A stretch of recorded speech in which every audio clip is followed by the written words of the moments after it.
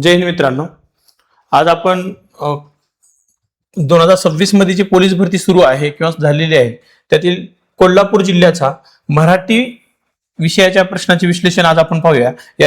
याआधी आपण पुणे जिल्ह्याच्या पेपरमधील मराठी विषयाचे जे प्रश्न होते त्याचं सविस्तर स्पष्टीकरण बघितलेलं आहे। जे कोणी बघितलं नसेल त्याने ते बघून घ्या। आज आपण कोल्हापूर जिल्ह्याला जे काही प्रश्न आलेले होते त्या संदर्भात माहिती घेऊ। हे प्रश्न PYQ आहेत मित्रांनो। हे प्रश्न पुढच्या वर्षी पण तुम्हाला रिपीट होतील किंवा येणारी जे कोणी भरती असेल तिथे पण हे प्रश्न जशाच तसे रिपीट होताना दिसत आहेत। त्यातील कोल्हापूर जिल्ह्याचा पहिला प्रश्न पाहूया। बघा काय म्हणतोय मराठीचा पहिला प्रश्न की खालीलपैकी कोणती जोडी चुकीची आहे, हे महत्वाचं आहे मित्रांनो। चुकीची कोणती जोडी आहे ते शोधायची आपल्याला।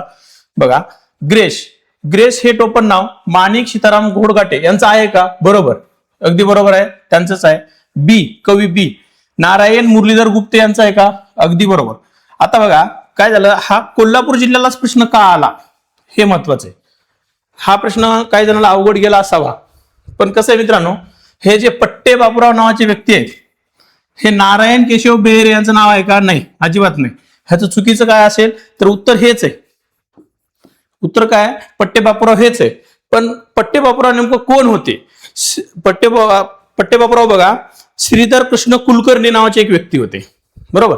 ते लावणी सम्राट होते आणि 1908च्या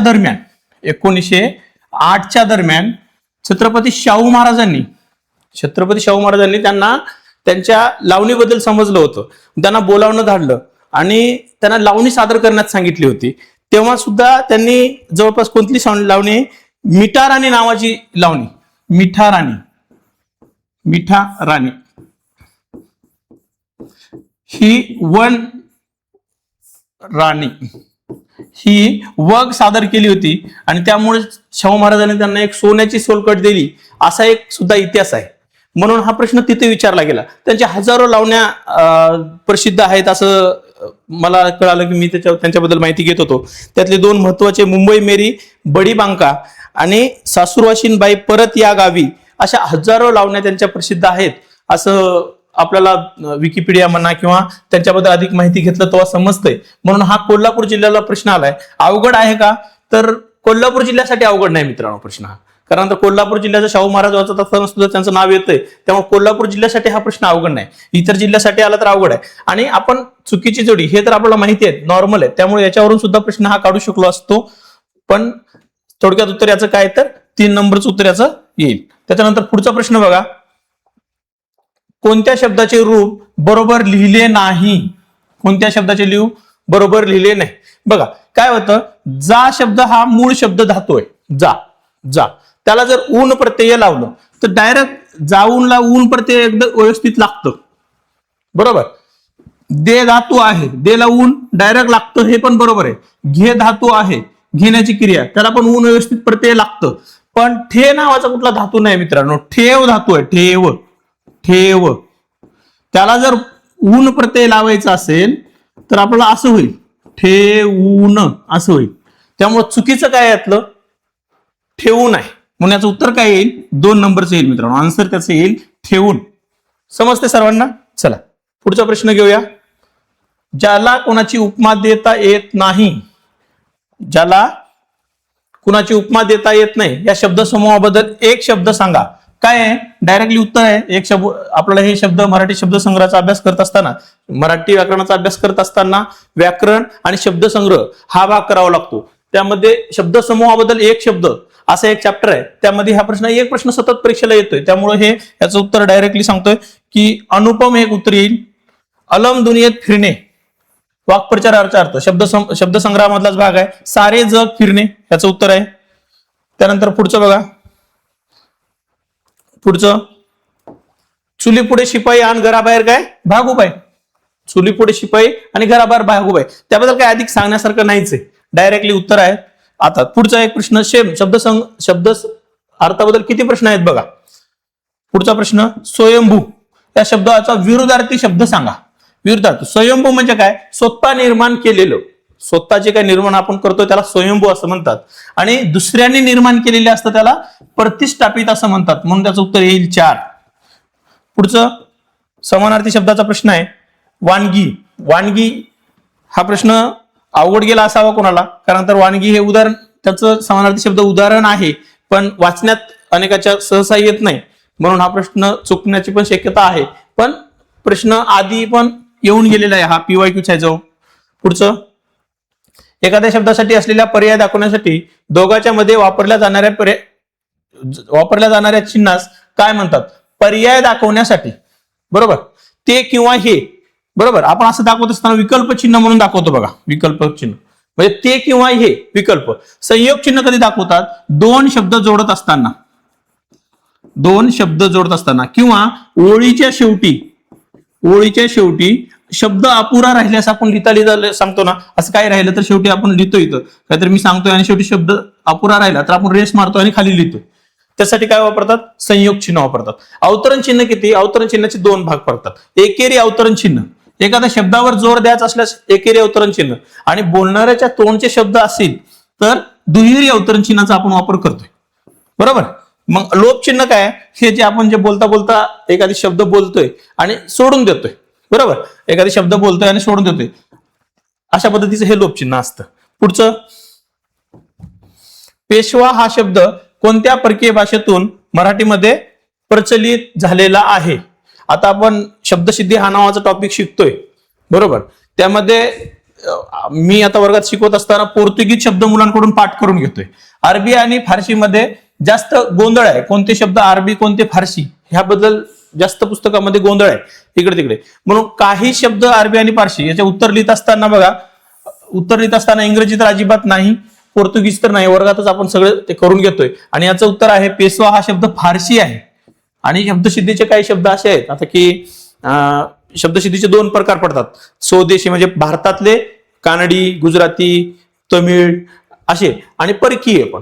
त्यामधील आपल्याला परकीयामधले तीन, पोर्तुगीज, फारसी, अरबी हे तीन भाषा प्रामुख्याने करावे लागतात. जास्तीत जास्त प्रश्न पोर्तुगीजवर असतात म्हणून ते करणं गरजेचं आहे. हे जरी पाठ असतील तरी आपल्याला हे प्रश्नाचं उत्तर सुटतं. याचं उत्तर मात्र पेशवा हा शब्द कुठला आहे? फारसी आहे. याचं उत्तर येईल 3. पुढचं, घटोत्कोच या अलंकारिक शब्दाचा योग्य पर्याय निवडा. कपटी मनुष्य. शब्दसंग्रहाबद्दल आपल्याला अधिक काही डिस्कशन करता येणार नाही. ते पाठ जास्तीत जास्त वाचन करून ते कसं लक्षात राहतील याबद्दलच आपल्याला काम करावं लागेल. घटोत्कोच या शब्दाचा अलंकारिक शब्दाचा अर्थ आहे कपटी मनुष्य. पुढचा प्रश्न,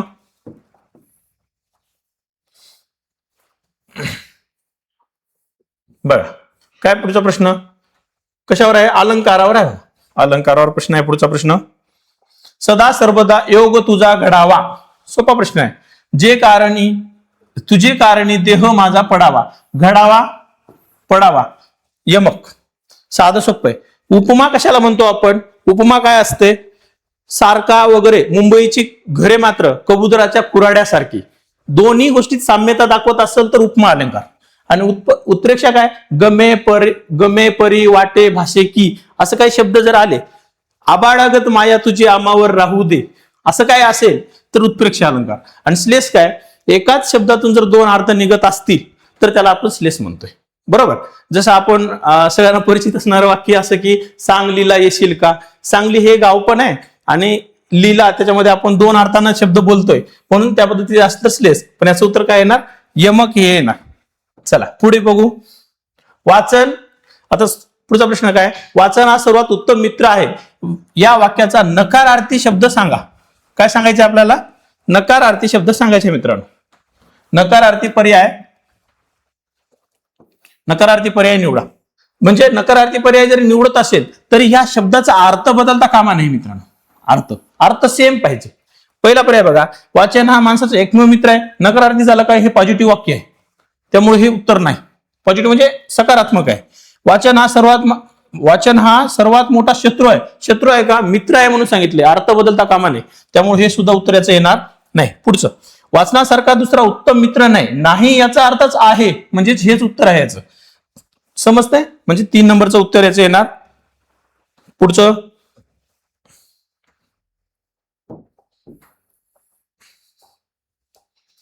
सरकशीत काम करणाऱ्या प्राण्याचे हाल मला बघवत नाही या वाक्याचा प्रकार ओळखा. बघा ह्याच्यामध्ये कसं आहे, आता वाक्याचे प्रकार शिकत असताना म्हणजे आपण उभयनैवी अव्यय शब्दाच्या जातीमध्ये उभयनैवी अव्यय शिकत असतानाच संयुक्त आणि मिश्र वाक्य आपण शिकतोय. बरोबर. जर एखाद्या वाक्यामध्ये एकच कर्ता म्हणजे एकच कर्ता आणि एकच क्रियापद असेल, विधेय किंवा आपण उद्देश म्हणतोय त्याला, जर ते असेल तर त्याला आपण केवळ वाक्य म्हणतोय. बरोबर. आणि मिश्र वाक्य कोणाला म्हणायचं, तर उभयनव्य अवयवापैकी संयुक्त वाक्य कोणाला म्हणायचं बघा. मी शॉर्टकट सांगतोय, सौ का ऊस, सौ का ऊस. बघा, सौ म्हणजे स्वरूपबोधक, का म्हणजे कारणबोधक, उ म्हणजे उद्देशबोधक, स म्हणजे संकेतार्थी. ह्या 4 प्रकारात वाक्य कुठं बसत असेल तर मिश्र वाक्य असतं. आणि मिक्स संयुक्त वाक्य कशाला म्हणायचं, मी वर्गामध्ये याची पण सांगतोय, समूह परी वीक न्यून, समूह परी वीक आणि न्यून ही मी शॉर्टकट सांगत असतो. समुच्चय बोधक, परिणाम बोधक, विकल्प बोधक, न्यूनत्व बोधक, या 4 प्रकारात कुठतरी वाक्य बसत असेल तर संयुक्त वाक्य असतं. अगदी आपण वर्गात सविस्तर घेतोय, माझ्या विद्यार्थ्याचा एकही प्रश्न हे चुकणार नाही या पद्धतीने आपण शिकतोय वर्गामध्ये. आता इथं कसं आपल्याला कमीत कमी वेळात आपल्याला उत्तर सांगायचे आहेत आणि हे परीक्षेच्या शेवटी मुलांना बघायला सोपं जावं म्हणून आपण हे जास्त मोठे व्हिडिओ होणार नाही त्याची काळजी घेतोय, म्हणून आपण कमीत कमी स्पष्टीकरण देतोय. पुढचा प्रश्न आहे, विद्यार्थ्यांनी नेहमी हसतमुख असावे या वाक्यातील प्रयोग ओळखा. बघा, असावे बघताच लक्षात येतं की हे काय, यामध्ये कर्मणी असण्याचा प्रश्नच नाही, त्याचं कारण कर्मच नाही. अस हा धातू आहे अकर्म. बरोबर. हसण्याची क्रिया त्याच्यावरच घडते, विद्यार्थ्यावर, आणि त्याला पण प्रत्यय लागला, त्याच्यामुळे कर्तरी पण असण्याचा प्रश्नच नाही. लगेच लक्षात येतं मित्रांनो, कर्ता आणि कर्म जर ओळखता आलं त्याच्यावरूनच प्रयोग ठरतोय. बरं. त्याच्यामुळं हसावे असावे याच्यामध्येच असण्याची क्रिया कोणावर आहे, विद्यार्थ्याची, त्याच्यावरच असल्यामुळं हा कर्तरी पण नाही, कारण याला प्रत्यय लागलाय, त्याच्यात कर्मच नाही, त्यामुळे कर्मणी नाहीये. याचं उत्तर आहे भावी. बरोबर. चला पुढे, सोपा प्रश्न पुढचा एक, सूर्य मावळत आहे, पूर्ण भविष्यकाळ ओळखा. पूर्ण भविष्यकाळ, सूर्य मावळेल, पूर्ण झालंय का क्रिया, नाही. सूर्य मावळत असेल, पूर्ण क्रिया झाली का, अजिबात नाही. सूर्य मावळला, भूतकाळात गेलं मित्रांनो. सूर्य मावळला असेल 100% भविष्यातलं पूर्ण आहे, पूर्ण भविष्यकाळ. समजतंय. उत्तर येईल 3. त्याच्यानंतर खालीलपैकी, आता बघा, खालीलपैकी पररूप संधीचे उदाहरण कोणते. बघा, मराठीमध्ये काय आहे, 2 संधी आहेत मित्रांनो. मराठीमध्ये 2 विशेष संधी आहेत. त्या संधीबद्दल तुम्हाला थोडक्यात सांगतो. याचं उत्तर येतं 4. ते कसं येते तुम्हाला मी थोडक्यात सांगतो. बघा, थोडं स्पष्टीकरण करून सांगतो त्याच्याबद्दल. बघा, मराठीमध्ये आहे ना 2 संधी आहेत. कोणते कोणते, पररूप संधी आणि पूर्वरूप संधी. बरोबर. जर मराठीतले 2 शब्द येत असताना पहिला स्वर लोप पावत असेल, बरोबर, पहिला स्वर लोप पावत असेल आणि दुसरा स्वर कायम राहत असेल तर त्याला पररूप संधी म्हणतात. उदाहरणार्थ घर प्लस ई. बरोबर. घर प्लस ई, या घर मध्ये स्वर आहे अ. बरोबर. घर मध्ये स्वर आहे अ आणि ई, ह्याच्यामधला अ स्वर निघून जातोय आणि ई स्वर याच्यामध्ये मिसळून घरी हा शब्द बनतोय मित्रांनो. बरोबर. आणि आपल्या प्रश्नामध्ये पण तेच दिलंय, धरून हा शब्द दिलाय आपल्याला. धर मधलं अ आहे ते अ निघून जातोय आणि उ हा स्वर र मध्ये मिसळतोय आणि धरून हा शब्द तयार होतोय. बरोबर. म्हणजे पहिला स्वर लोप पावला आणि दुसरा स्वर कायम असेल तर त्याला म्हणायचं पररूप संधी, आणि त्याच्या उलट आहे पूर्वरूप संधी. पहिला स्वर कायम असेल आणि दुसरा स्वर लोप पावत असेल तर, आता बघा, लाडू आणि आत, आता याच्यामध्ये कुठला स्वर आहे, उ स्वर आहे, आणि याच्यामध्ये कुठला स्वर आ आहे. याच्यातला उ स्वर आ स्वर निघून जातोय, दुसरा स्वर लोप पावतोय, आ निघून जातोय हा, आणि हे कायम राहतोय पहिला स्वर. लाडूत हा शब्द तयार होतोय मित्रांनो, म्हणून हे पूर्वरूप संधी. आपल्या प्रश्नाचं उत्तर काय आहे, आपल्या प्रश्नाचं उत्तर बघा, किती नंबरचा प्रश्न होता, 16 नंबरचा. बघा, धर प्लस ऊन, धर प्लस ऊन, धर प्लस ऊन, यामध्ये काय झालं, आता पहिला स्वर निघून गेला, यामधला अ स्वर निघून गेला आणि उ स्वर कायम राहिलाय, त्यामुळे राहिलं काय, आता धरून हा शब्द राहिला. म्हणून कुठल्या संधीचं उदाहरण आहे, पररूप संधीचं उदाहरण आपल्याला 100% ते कुठलं दिसेल, धरून हा शब्द दिसेल. पुढचा प्रश्न, पंचक्रोशी. पंचक्रोशी या शब्दाचा काय विग्रह खालीलपैकी कोणता आहे. 5 कोसाचा समूह, पंचाचा आक्रोश आहे का, अजिबात नाही. पुढचं, 5 कोसाचा समूह हेच डायरेक्टली त्याचं उत्तर आहे, इतर उत्तर कुठलंही निघत नाही त्याच्यामधून. पुढचा, आणि या शब्दाची जात ओळखा. आणि हे शब्दाची जात बघा मित्रांनो, हे उभयनवी आपण इतके शिकतोय, अगदी साधा प्रश्न आहे. उभयनवी हे अभयनवी झालंय, हे चुकीचं आहे, थोडं चुकलंय टायपिंग मिस्टेक मध्ये. इथं पाहिजे उभयनवी अव्यय, उभयनवी अव्यय आहे हे. शरदजवळ माझी पुस्तके आहेत, त्याचा शब्दयोग्य अव्यय कोणतं? शब्दयोग्य अव्यय म्हटल्यानंतर काय, शब्दाला जोडून आलेले पाहिजे. माझी शब्दाला जोडून नाही, पुस्तके जोडून नाही, त्यामुळे हे तिन्ही पर्याय असण्याचा संबंध नाही. जवळ, शरद जवळ हा शब्द शब्दाला जोडून आलेला असतो शब्दयोगी, म्हणून त्याचं उत्तर आहे जवळ. जवळ. पुढचं, मराठी भाषेत एकूण किती व्यंजने आहेत? मराठी भाषेमध्ये बघा, आता याचं उत्तर माझ्या मतानुसार 36 पण पर्यायामध्ये पाहिजे होतं, कारण आता उत्तर 36 पण यायला पाहिजे. आता म पा सबनिशानी, म पा सबनिशानी, सबनिशानी, क्ष आणि ज्ञ हे दोन संयुक्त व्यंजने सुद्धा व्यंजने मांडण्याची त्यांनी सांगितलेलं आहे. म्हणून आता उत्तर जरी 34 येत असेल तर याचं उत्तर आता भविष्यामध्ये येणारा पर्याय हा 34 पर्यायात नसून 36 येईल. आता सध्या उत्तर 34च आहे, बरोबर. वर्णमाला आता आपली 52 वर्णाची झालेली आहे, त्यामुळे हे दोन व्यंजने सुद्धा त्याच्यामध्ये ऍड झालेले आहेत. आणि कोणी ऍड केला असा जर प्रश्न आला तर मोपा सबनिशाचं उत्तर आपल्याला लिहावं लागेल. पुढचं बघा,